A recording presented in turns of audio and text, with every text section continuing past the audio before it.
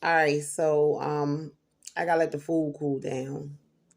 I made corned beef, 15 bean soup with smoked turkey, small potatoes, carrots.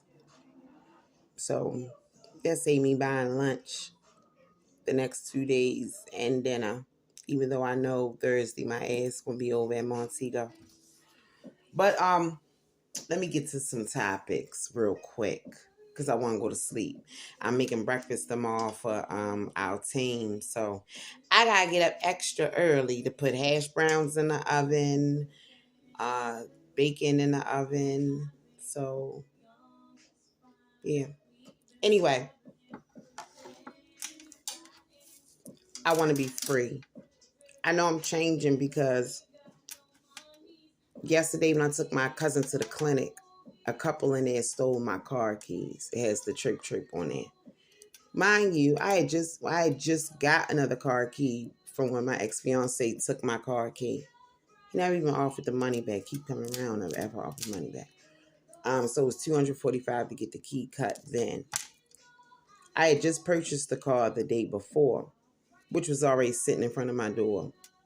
The key was in here on the table. Yo, the camera showed when my cousin went in the back when they called her. It showed me on a phone and twirling my keys in my hand. There's a lot of stuff on my keys, but I was on the phone. And Walgreens was telling me I can pick my medication up. So I had, it shows me stepping out and it shows me stepping back in. Now, before they rolled the camera back, it was me asking them, like, hey, you send me some keys here, this, that, and the third. And I walk up to the front desk. I did security 19 years, so I already know the proper protocol, especially when dealing in a small clinic like that because I worked for Kaiser Permanente. People messaging me. So it wasn't turned in the front desk, wasn't turned in the desk of the unit on the third floor that my cousin was in. But my cousin was sitting in the seat next to me. So the camera showed when she got up, it showed me taking a call and me twirling my keys and then me like dropping them down and stepping out into the other hallway so my voice wouldn't travel. And I was trying to like make the order for my refill. So nevertheless, y'all, long story short, this couple stole my keys and they live right around there. Like dusty ass big father. The old me would have went off, had that building shut down. Nope. Man, I was in the parking lot laughing. My cousin, she felt so bad because her appointment was at 10. It was over. We was in and out. Like we was there. We was out by 11.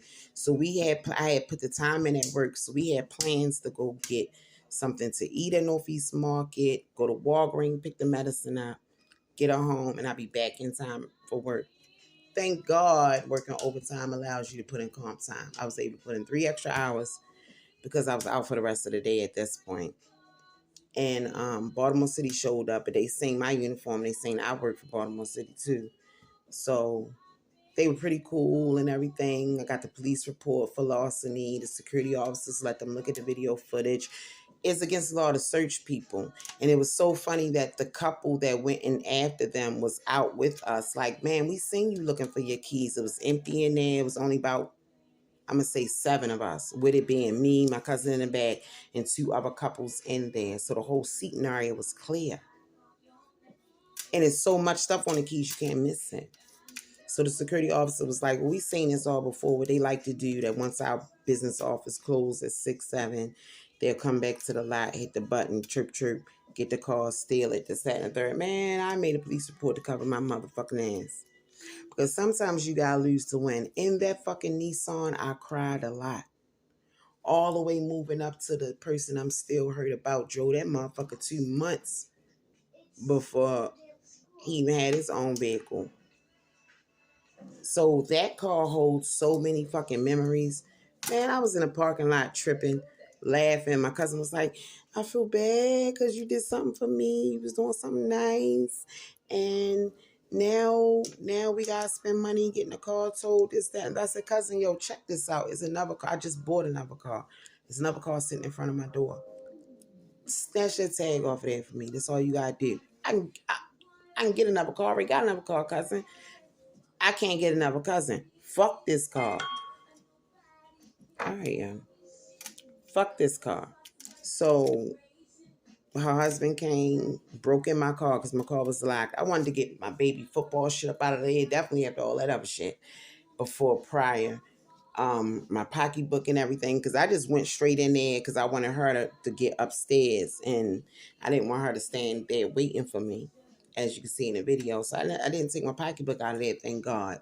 And I'm so glad when I bought the car the day before that I didn't put the key on my key ring. I set it right there on my dining room table. So, like, when the devil try to come in, yo, when you a good motherfucker, shit, life gonna show up. Life won't always show for everybody. But when you're a good motherfucker, shit'll work out for you where you can maneuver through that shit, and it'd be easier for you to like slide out of when life show up. So her husband came, broke in the vehicle for me, because he worked on cars. And he detached the battery. So when you niggas come around and did the chirp, that car's still sitting right there.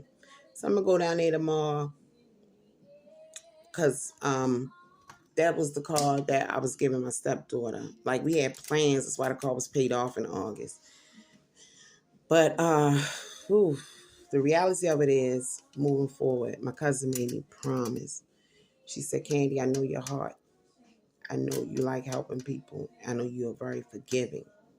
I'm petty, but I'm very forgiving. So she was like, I know because I tell her everything. Like, literally, y'all, that night that shit went down, I was on the phone with my cousin for hours prior to the end explosion. So she got in her text thread of me saying, yo, he keep following me around the house. I'm being quiet. He's picking with me. He's agitating me. He want me to say, tell him to get out. And I won't tell him to get out. He's disrespecting me. So she see the text messages, and then she got the videos of me going in each room. That's why he took the phone. That's why I had to buy another phone, because he took the phone, smacked it out my hand, got on top of me, called his mother, and she said, Candy, promise me that you will not go back to him without him letting his mother know the fucking truth. It's like he wanted me to fall on the sword for his mother. And we got the tattoo covered up, a couple weeks ago. And I hate the fact that I keep thinking about this shit. I really hate the fact. I think for the most part, when it comes to men, they get to move on faster because they get to move into another woman's house. So when he left my house, he went to his mom's, and he went back to the same girl that I met him when he was living with, who had him sleeping on a mattress because he had brought another female to her house. But he was my homeboy, my friend. So when my son got locked up and I lost my job, I just was like so vulnerable. I just wanted some fucking comfort. And me being an understanding person, I understand more men than women, because I see a lot of shit that the women do. And I be like, yo, I never do no shit like that. That's why they always try to come back or attempt to come back. Because one thing you could never say was no niggas knocking at the door when I was fucking with Candy. It wasn't no, I seen Chris yesterday. He said that he was about to get married and the fiance was fucking the neighbor next door. He found out because they was all playing cards, and the neighbor and his fiance got into it, and she was like, bitch, that's why you fucking so-and-so, this, that, and the third, blah, blah, blah. And he was more mad because the nigga would say what's up to him every day when he would come home from work. He'd be out there smoking and everything, and he just bust his fiance. He ain't had to deal with none of that shit with me. Plus, I bought him a truck and paid for his little payments through truck driving school. Like, I was a pick-me-ass dummy. And moving forward, I was working, of course, when I met my friend, my ex-fiance, who was then my friend. I used to stop and see him at the bar when I got off work. And it's like, for me, it's so many unanswered questions. How that night he was yelling to his mother, like, she ain't working. She leave her son in the house. And he took the TV and all this other shit. So for me, it's like, yo, first of all, how did this shit happen when you was antagonizing me? I kept walking away, going in separate rooms. You were literally leaving each room and following me. And when I think the obsession with wanting his mother to know, that's what inspired me to write the book, was like, no, man, you wrong. Like, she ain't get the magnitude that I've gotten involved in my son's shit. I never met her, y'all, but one time, 6 months after him living with me. He was already living with me 6 months. And he said that in the beginning that what he liked about me is that I was so into his daughter, or what we need to do for his daughter, because it's a us thing at this point. And he was like, yeah, she ain't never let me hold her car, or even inquire, try to incorporate my daughter and this, that, and the third. And then as far as his mother was charging him, he told me that's $500 a week to keep the 16-year-old girl. So that part I didn't understand. And even when he had came back, he had left 2 times. So when he came back the second time, I noticed he wasn't speaking. She wasn't calling. They used to stay on the phone every day. Like, our business was her business, and this, that, and third. And I had never met this lady prior to 6 months after the fact. So before that explosive night, I only met her that one time. So for her to say, you took my son away from me, that's some emotional incest shit. Because, ma'am, I never met you, spoke to you, other than when we were on the phone with me being next to him, and I took your son to church. We prayed every day. Like, here's the thing. I'm so used to being used that I could tell when people have been burnt out by being used. I could tell when motherfuckers didn't used you. You know, his story, he gave me his baby. He had $100,000, bought a house. He found out that when you look the house up on Zillow, it has been leased under Section 8 or other housing real estate people for years. So where he thought he was giving the baby mother money to purchase the home, it wasn't being purchased. The grandmother and all of them lived there. But he was young. He was taken advantage of, and that's what happens. But this is a story that he gave me. And I wondered the second time when he came back why him and his mother wasn't even speak. She wasn't even calling or anything. This is when he showed up 14 days later with the key, 5, 6 o'clock in the morning, in a car. After telling me weeks before, look at my skin, y'all, it's glowing. Hey, that's what I'm saying, y'all. I'm doing good. And y'all, we going to get to that at the end of this video. So, it's so many unanswered questions. And he keeps surfacing around, checking in.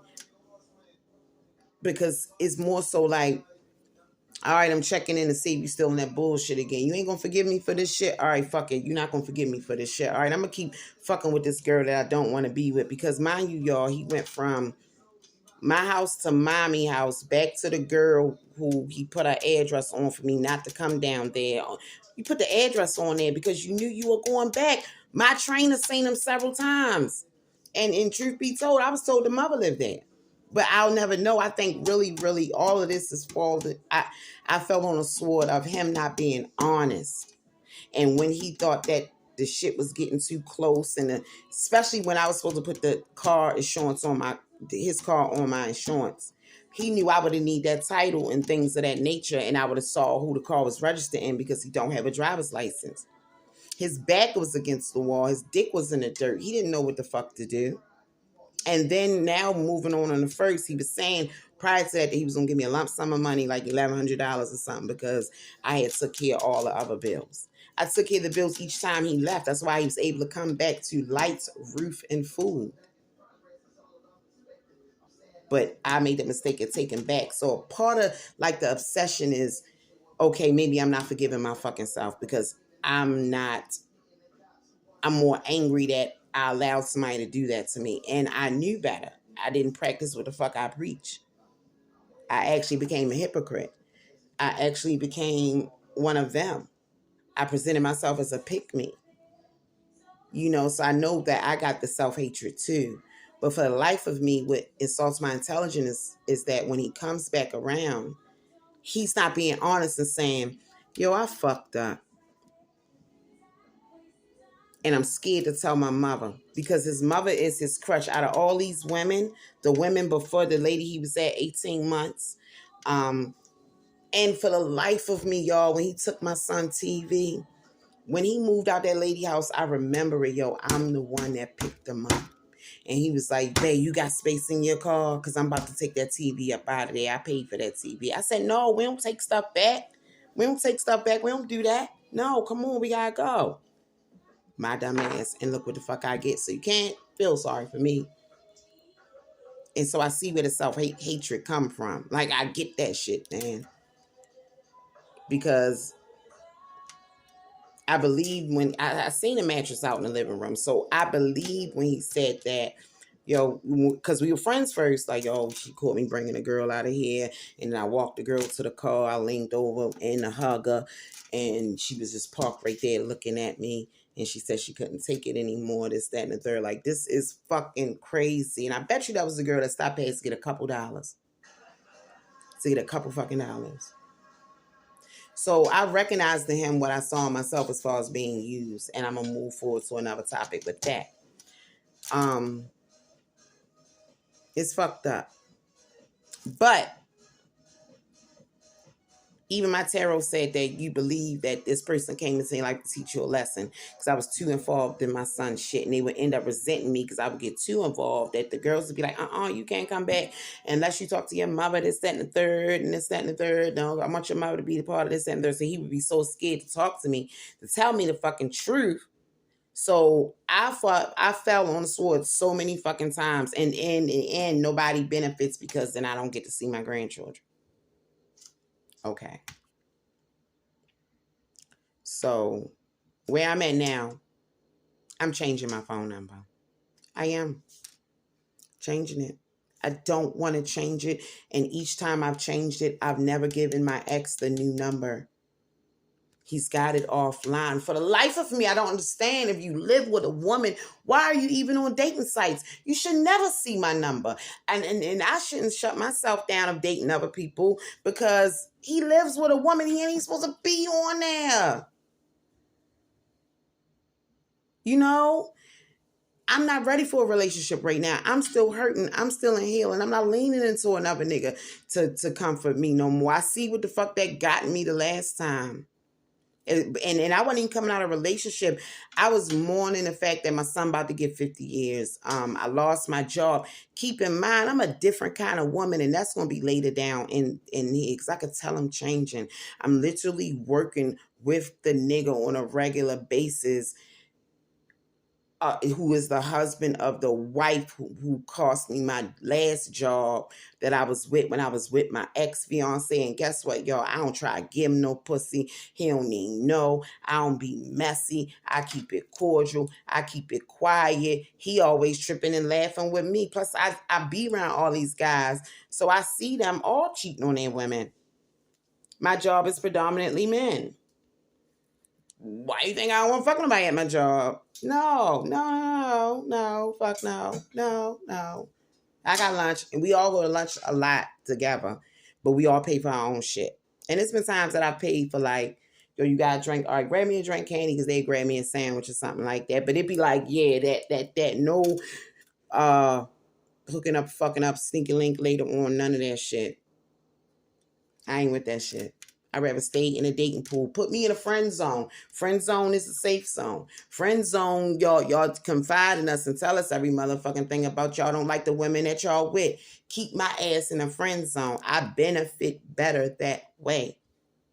I'm more afraid of my fucking heart because I give openly, I give freely. Once you're in, you're in. But where I fuck up at is that I do all the talking and the moving and the shaking. They see me moving and all this other shit. And I don't gather enough information about them. Because if I did, I would have knew where his mother actually lived at as opposed to people telling me, she lived right here. I would have knew more than I fucking knew. If I had talked to my homeboys that I talked to today that know that area, that was like, yo, you fucking with the nigga in the back that be in the bar? Yo, you know what I mean? Bitches going there, Candy? Yo, what is wrong with you? But he was my friend. So now I learned not to make any of my friends, because we could have just stayed friends and been cool. And what I don't like for me is that, like, yo, stop popping up. Remember the last time he popped up, the car was parked around the corner and all this other shit. Like, why? You're popping up to check and see if you can monkey branch into the fucking relationship. You're popping up to see if I got a nigga here yet. And unfortunately, I didn't even say unfortunately for me, because my baby is here Sunday through Thursday. I can't have a nigga here. And I think that maybe I didn't forgive myself that yet, because prior to him, my son didn't meet a man in 6 years. I always had to have my own life Thursday through Sunday, get my kid, then I'm back home. And what happens is, due to days I'm not with those dudes, they'll start messing with other women. And that would end what it is. And that'll be cool, because guess what? You didn't meet my child. So it's no really, the emotional attachment that I've gathered is not that thick as glue, because you ain't meet my son. He don't know you. He don't know why I'm downstairs a little upset, whatever, but I'll shake that off in a couple months, because I'll hold on to the fact that you didn't meet him and I don't feel embarrassed. This shit right here, I felt embarrassed. Embarrassed down to, like, even my kid said it, like, he said he loved me. Like, he just came in there, unplugged the TV, like, sorry, chum. But he did it like my kid didn't already have a TV. And then he did it like he actually went in the store, purchased, thought of him, went in the store, purchased TV. No, your homeboys and them that already catch licks and all that other stuff as far as getting things that fell off the back of the truck, hit you up and said, yo, this is what I got, because that's how I bought my 55 from them. They probably think that he paid for it, because I gave him money, he went out to the car and gave it to him. No. That was me. That's what made him buy the 40-inch for the $100. Like, no, I'll do this one this time since you bought the other one. So, for the life of me, what plays in my head is what his mother said. You took my son away from me. How, ma'am? I never disrespected you. And even when she said that, y'all, I said, no, ma'am, no, I didn't. She said, yes, you did. No, ma'am, no, I didn't. Did I like how when she was calling, like, you better have my money, I know you over there, especially when he came back to me one of the times, and me not knowing it, I don't know what's going on. I don't know why you're mad at him, but I get the frustration, because I'm a mother too. I would literally get frustrated with Charlie every time you turn around, he popping up in between relationships. Since I've been here, December the 10th, make 2 years. This is right here is this baby mama is the third female, and I only been here almost 2 years. And I done been to several jails, several court. I done been to, I done got him out of jail twice. I done been taking him back and forth to Annapolis court 3 times. When I got my windows busted out is because I started fussing about the night that when I had my uniform on. I got off at 12 o'clock. He had to be at the Annapolis court by 1:30. Y'all scoop him up. We flying there. I'm getting tickets. And then to get home, then when we leave the court, I got to pick up my grandson. Now me and my grandson riding home. We all going to bed and everything. We shy, got cook, shower, we eat and everything. And no sooner than I close my motherfucking eyes, the same bitch we go to court for is sitting out, is parked outside my house. I got cameras. Fuck you, bitch. You just don't want me to be happy, this, that, and the third. Bop, bop, bop, bop. Bust my windows out. I get it, son. I want you to be happy. I want you to be safe and happy. I'm worried about my happiness. Whatever make you happy. That's like moving forward. When I change my number, nobody be able to contact me. Look at this. So let's move forward to a conversation. Ebony Williams. A couple months ago when I was with my ex-fiance, and I hope that he would remember this if I ever see him, Keisha called me and said, and put a lady on the phone and was like, yeah, hon, I get my stamps on such and such. She was selling me her stamps. Everybody know I always keep a couple dollars in a clutch. So if you call me and say you got stamps, I'm pulling up and getting them. So she calls, come to find out, moving forward, now we at today. See, fresh card, glistening card. Look, old rusty card. Okay, so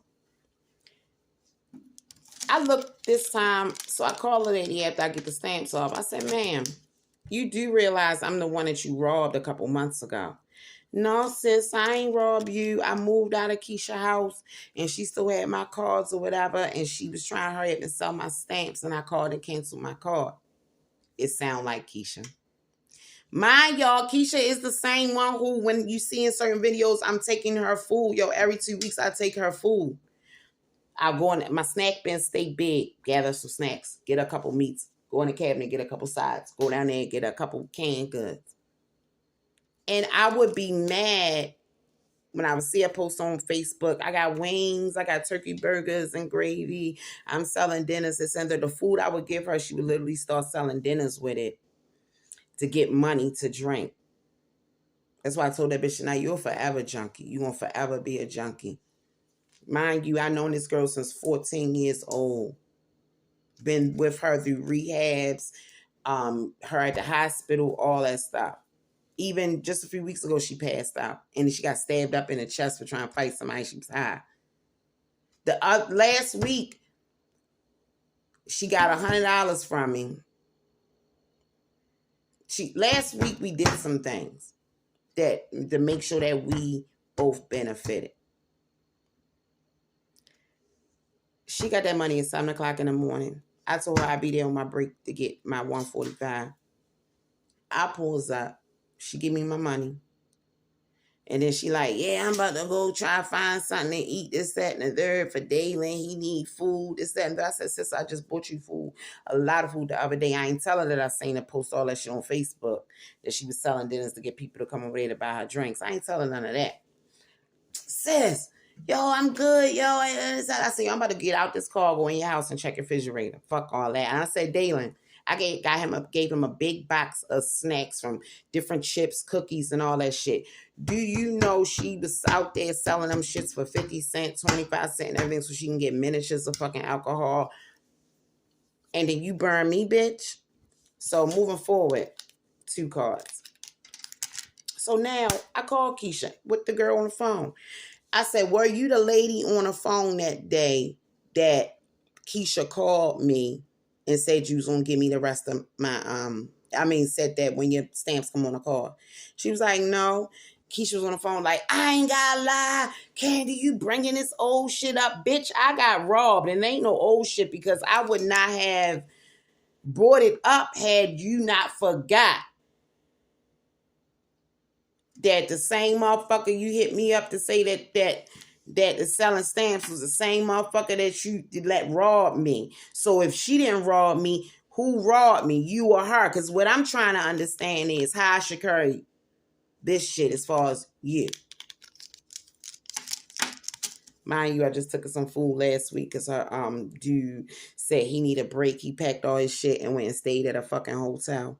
She was like, Candy, he left me with no food, no cigarettes, no nothing. Dalen ain't got nothing, this and third. And I know how that feel.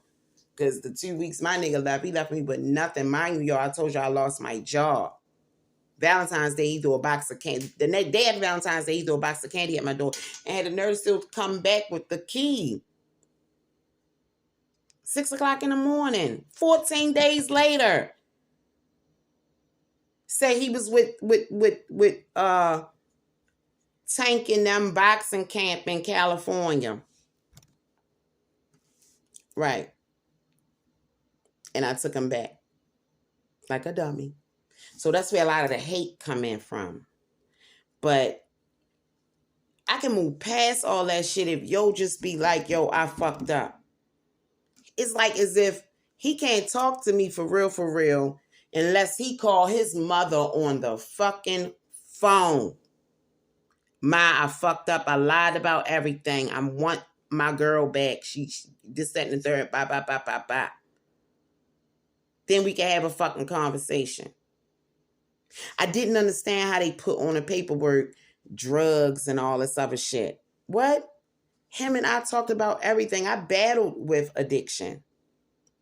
But he also told me how he was on. The only reason why he don't drink today is because he drunk so fucking much and made so many fucking mistakes. And being on 30s of Percocets, I never reached that level. I played with 5s. Went and got help. Once enough fucks all taxing. I was out. I was depressed. I started seeing the therapist. I got on depressant meds. I was depressed with all the shootings and the shit that my kids went through. Me losing 3 baby fathers. Me being molested. Me being neglected. Me being not knowing who all my father family is. Me not trying, me not, like so much childhood shit. And then I'm trying to nurture a man. And every time I get in a relationship, I'm the nurturer and a provider. Even last bit, Chris. Chris was the last relationship. Conrad was the rendezvous in between. So that was like, I'm going to say almost 3 years ago. 3 Augusts ago. That was like the 7-week rendezvous. So I didn't even count that as a relationship. And I hate that I keep thinking about this shit. And for the life of me, what makes me think about it is that he has my number. He has now access to keep checking in. But he's not checking in properly. He's not saying I fucked up and I was wrong, and the woman I'm with ain't who I thought she was, and my mother, she had a part. Well, he told me that his mother had a big part in it. Somebody hurt you, ma'am. It wasn't me. He never talked about his father. I'm assuming this is what his father did, and she never got to get at the girlfriend that took him from him, or whatever the case. I don't fucking know, but I want to be free. I got another car outside. I'm out of Tuesday. I got Betty, my money maker. I'm financially stable. And I want to be free.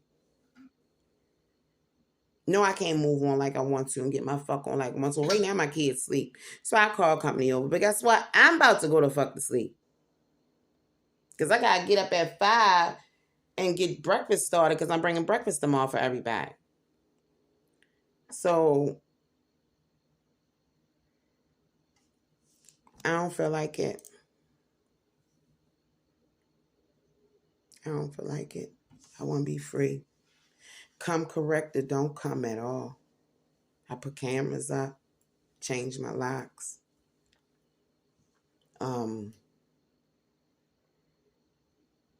Hidden cameras too. And I'm moving forward with my life. And I came to the terms with that. I'm going to be by myself. But it don't feel like you by yourself when you literally being single still gets you. Being single actually gets me more. It gets me more. If a motherfucker really wanted to hurt me and see me down bad, you would be with me to fuck me up so I couldn't get everything that I'm getting now. And what also make me angry is that on times that I want to seek revenge, I don't. Then I regret the fact that I don't. But then I'd be happy that I don't seek revenge.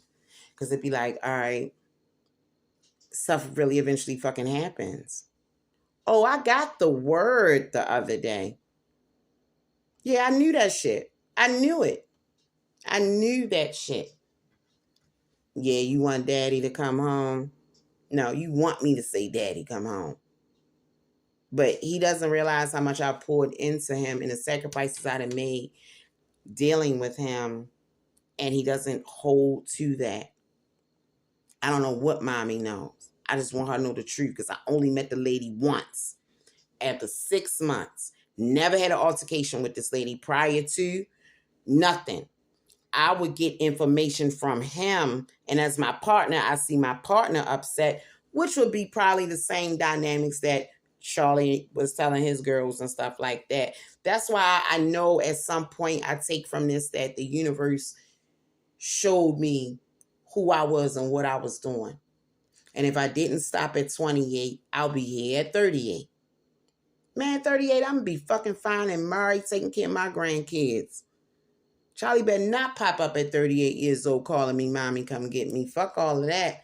I'm trying to get you now, but you don't want to live with me. And I was going against my word. That's another thing. When he get out of the hospital, that baby mother is going to call my phone. And I'm not with any of that shit. Like, I'm setting boundaries now. I told Keisha, you lost a sister for life, sis. I can always buy some stamps. Bitch, you robbed me. My cards. I'm with Meet You and Seek You. Hey, building the credit higher than it was since I paid off the Ultima. Like, you know how much food and money and cash apps I'm about to save not fucking with Keisha? I just needed to know. Then she manipulated this shit like, yo, you You ain't even had to bring that shit up. Bitch, yes, I did. When I remembered this, when I looked at the names, and here's how I fucked up, because I still had all the cards in my wallet. So I went to swipe, and it said, card reported stolen, this, that, and the third. They could have got security to grab my ass. But then I looked, and I was like, oh, wait a minute, Ebony Williams. And I went and made the purchase, got the food, got to my car, and looked like, wait a minute. Wait a minute. Wait a minute. Wait a minute. Wait a minute. Wait. So, and I said something. It was my money. That's what I'm saying, y'all. I'm breaking free from a lot of people because I get fucking used.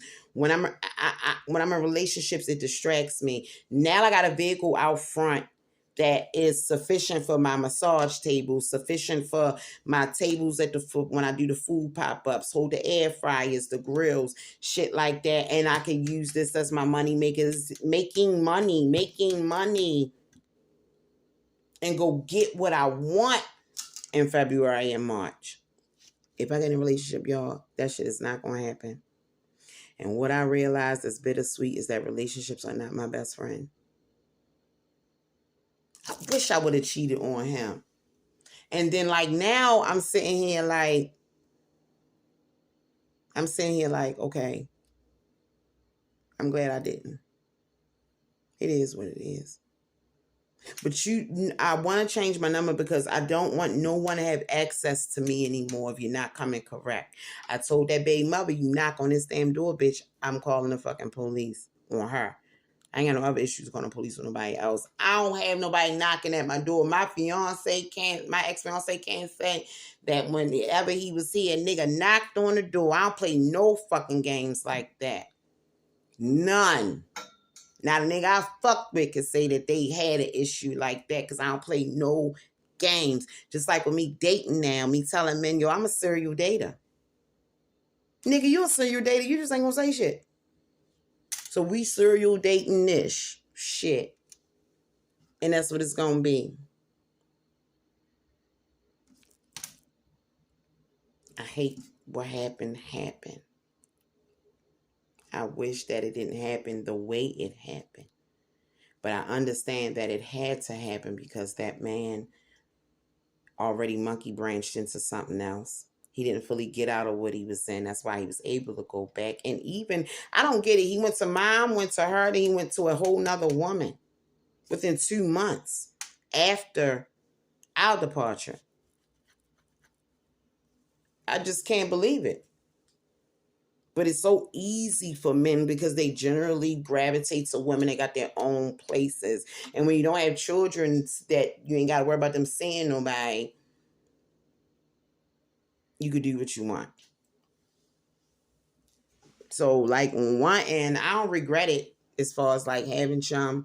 I fought to get him back. Because having him keep you safe. Like, keep you safe from a lot of fuck niggas. It saved me a lot of heartaches. Because I like to lay up and boo up and all this other stuff. You know what I mean? And I don't want him seeing different people. So now I have to sacrifice the cuddling and laying up and all that. It just can't happen right now. And that is the facts. That's the only reason why this shit don't work out for me as it work out for him. People like him will just find another host that's weak and vulnerable. I was weak and vulnerable. I moved him in, y'all. Quick. I fucked up. I gotta work on harder forgiving myself. My cousin made me promise. She said, Katie, I know how you are. You'll forgive. You'll dive in. You'll help out. You'll make shit right. You know, especially if a motherfucker saying, I fuck up, it's not going to happen again. Help me. Let me help you. Let me show you different, this, that, and the third. Candy, I know you. But guess what? She ain't got nothing to worry about because that's not how the nigga coming back. He was trying to come back on like, yo, look, I'm trying to see if you still on that bullshit so I can come back. If you still on that bullshit, then I'm going to stay over here with her so I branch over here with somebody else. So it's like holding on, you know? So now he's at a sacrifice. He's sacrificing who he really want to be with because he don't want to tell the truth. And he don't want mommy to know the truth. And he don't want people to look at him different in a light that he presented himself. He don't want to be exposed. Bottom line. And it's not just him. My family and my friends want to come back into my life for the benefit. And me not say nothing about shit. I can't bring up shit. I can't say shit. I can't feel what I feel. And because if I do, I'm complicated. I'm ignorant. I'm not ignorant. I'm complicated and I'm drama. I supposed to just say, come on then. Never mind you stirred up a bunch of shit. Like when the baby mother knocked on the door and I wasn't like nothing at first. Yo, like are you fucking kidding me? What about a Miss Candy? I apologize. Disrespecting me. And again, I never disrespect mother. Not blatantly, not to her face when she said that shit that night. No, ma'am. No, I didn't. I was trying to raise him. That's we fall into that lane like I raised my son. Shit, he told me at 14, you had him hustling. And no, I'm sorry. No. When she found out he was hustling, instead of her stopping him, he was like, my mother set the bills down on the table and was like, pay this bill, pay this bill, pay this bill. So he wasn't even aware, like just how I'm aware of what my mother was doing to me throughout the years. He wasn't even aware that she had converted him from her son to her man. That put him in a position where he felt obligated to protect her. And that's what all of this was about. Mommy didn't like me. Mommy saw I was too strong. He wanted to make sure that mommy was okay. I fell on a sword for mommy. And what makes me mad is that, man, you didn't get none of the increments that I had to go through with my children, with me. I'm older. We can have conversations. And from what I heard with his brother and the other baby mother, she went through all that shit. I'm never supposed to be in a position where I'm about to fight the mother of my grandchildren. Or just because the older children go out here and make decisions and they don't listen to us, we don't have to save them each time. I was saving them and we become toxic, enabling them. And the same shit happened, just a different woman. As I said, 3 while I was here. So my cousin made me promise to make sure if you ever talk to him again, that he stand on his shit, on her life. Make sure that mother know the fucking truth if he decide to try to come back. But I don't know. Yo, I wasn't eating. I wasn't shitting. My anxiety was high. I always was crying. My skin wasn't clear. I don't want that in my life. Because guess what? Even if I accept it, guess what? He gonna still be in tune with the ex stopping by and all this other shit. Had key to mommy house. He's never gonna be fully all the way in. It's too late. A man like him that's that attached to mommy will never be a man for any woman. They ain't got to. They got mommy. Changing my phone number. I am tomorrow. Getting up tomorrow and changing that shit. I'm going to go right on my break and change my fucking phone number. Because I don't got no drama going on. Nothing is going on. Like, that car shit didn't even bother me. For one, I was supposed to give it to my stepdaughter. But all I did was call my brother, yo, this car's sitting on such Eagle Street. We detached the battery, so if they come by there on chirp, you going to tow it, go get it. Cleaned it out. God had already blessed me with another car. That's going to at least knock back so much money and its comfort and get me more money. I can't ask for anything more. And if I get into a relationship or even entertain the thought of getting back with my ex, I will get played. I will get used. I will be hurt all over again. I will lose weight. I won't eat. My bowels will be locked. My skin will start breaking out again. I won't go to the gym.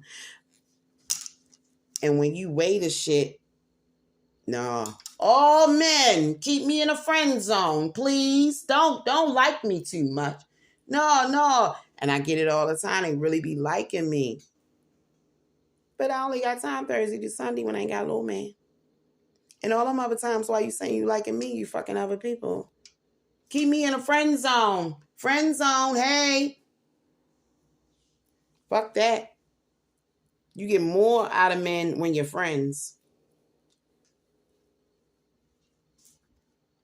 And that's it. I wish we would have just stayed friends. But you live and you learn.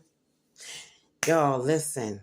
Anita Baker song. Sometimes you win. Sometimes you lose. Anita Baker song, Sometimes. And Fantasia song, Sometimes You Gotta Lose to Win. Brought me through my darkest nights. And them nights still be dark sometimes, y'all. But some days be better than others. That's all I can say. Good night. I'm going to bed.